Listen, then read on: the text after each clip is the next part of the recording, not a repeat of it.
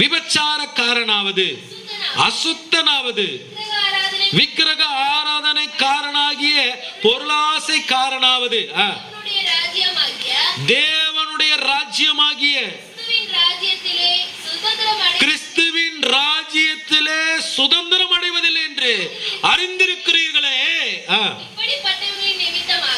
இப்படிப்பட்டவைகளின் நிமித்தமாக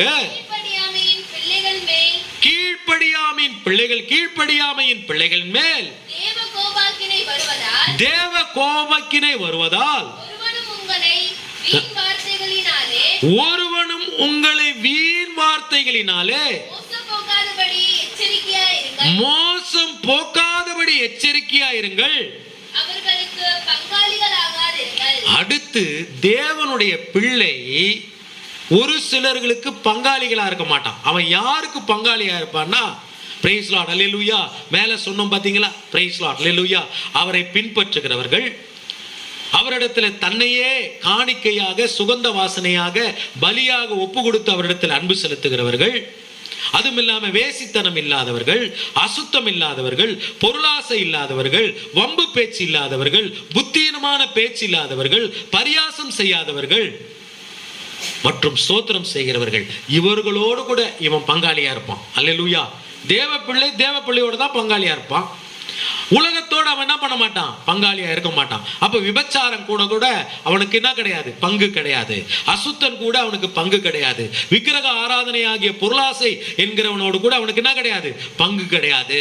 அப்போ நாம தேவனுடைய பிள்ளை என்று சொன்னா அவர்களுக்கு, அதாவது தேவனுடைய பிள்ளைகள் அல்லாதவர்களுக்கோடு கூட நம்ம என்ன கிடையாது, பங்கு கிடையாது.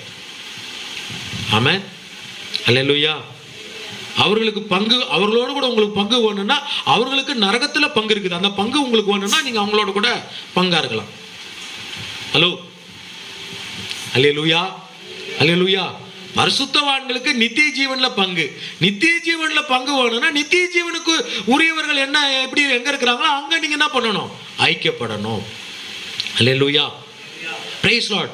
உலகத்தில் உள்ள மனிதர்களோடு கூட நமக்கு ஐக்கியம் இல்லை என்று சொன்னா நாம அவங்களை வெறுக்கணும் என்றது அர்த்தம் கிடையாது. ஹலோ, அவர்களுடைய கிரியைகளை நம்ம என்ன பண்ணணும், வெறுக்கணும். அப்போ நாம அவங்க கிரியைகளில பங்கு அடையக்கூடாது, ஆனா அவங்களை நேசிக்கணும். ஆமென், அல்லேலூயா. அதை நீங்க புரிந்து கொள்ளணும். அவங்களோட கூட பங்கடையாதீர்கள் என்று சொன்னா உடனே நீ வந்து உலகத்தான், உனக்கு நீ யாரோ நான் யாரோ, அப்படி இல்லை. அவங்கள நேசிக்கணும், அவங்களுக்கு உதவணும், அவங்களுக்காக ஜெபிக்கணும், அவங்களுக்காக பிரயாசப்படணும். ஆனா உலகத்துக்கு உண்டான காரியங்கள் செய்யும் போது அவங்க கூட நம்ம என்ன பண்ணக்கூடாது, இணையக்கூடாது. ஆமென், அல்லேலூயா.